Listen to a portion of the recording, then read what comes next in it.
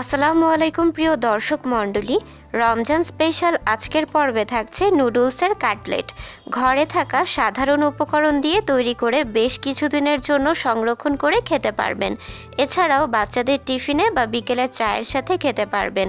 আজকের রেসিপি সংক্রান্ত কোনো রকম প্রশ্ন থাকলে অবশ্যই আমাকে কমেন্ট করে জানিয়ে দিবেন। আমার এরকম নিত্য নতুন রেসিপির আপডেট পেতে আমার ইউটিউব চ্যানেলটি সাবস্ক্রাইব করে পাশে থাকা বেল বাটনটিতে ক্লিক করে রাখুন। এছাড়াও আমার ফেসবুক পেজে লাইক ও ইনস্টাগ্রামে ফলো করতে পারেন। ডেসক্রিপশন বক্সে আমি লিঙ্কগুলো দিয়ে দিয়েছি। নুডলসের কাটলেট তৈরির জন্য এখানে আমি 1 প্যাকেট ইনস্ট্যান্ট নুডলস সেদ্ধ করে নিয়েছি।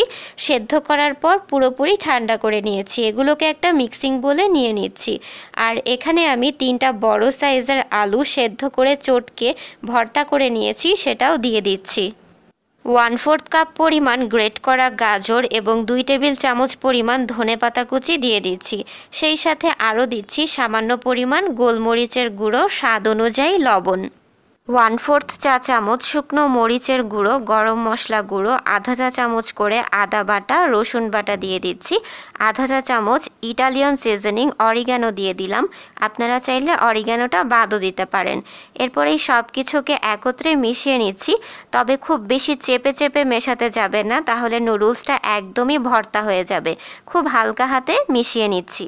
প্রায় সব নুডলসের প্যাকেটের ভেতরেই 1 প্যাকেট করে নুডলসের মশলা থাকে, আমি সেটাই দিয়ে দিচ্ছি। শুরুতে দিতে মনে ছিল না, তাই এই পর্যায়ে এসে নুডলসের মশলাটা দিয়ে আবারও ভালোভাবে মিক্স করে নিচ্ছি। এরপরে এই মিশ্রণটা থেকে অল্প একটু মিশ্রণ নিয়ে হাতের সাহায্যে গোল গোল করে কাটলেটের শেপ দিয়ে নিচ্ছি। এভাবে করে আমি সবগুলো কাটলেট তৈরি করে নিয়েছি। আপনারা চাইলে আপনাদের পছন্দ মতো অন্য যে কোনো শেপ দিয়ে নিতে পারেন।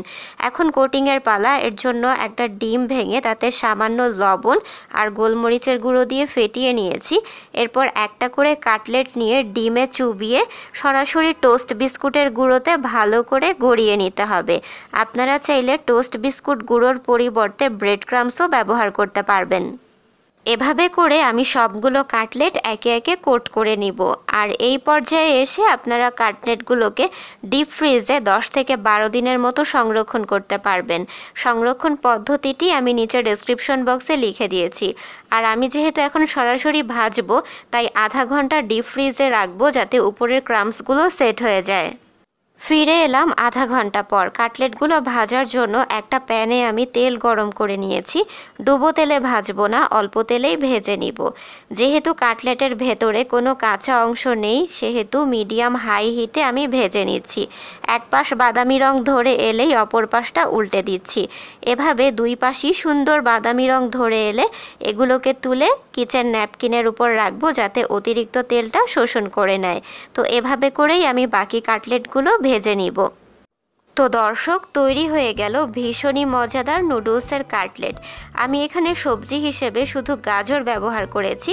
তবে আপনারা চাইলে যেসব সবজি কাঁচা খাওয়া যায়, যেমন ধরুন মটরশুঁটি, বাঁধাকপি, ক্যাপসিকাম ইত্যাদিও যোগ করে নিতে পারেন। আমি তাহলে আজকের মতো বিদায় নিচ্ছি। সবাই খুব ভালো থাকবেন। আল্লাহ হাফেজ।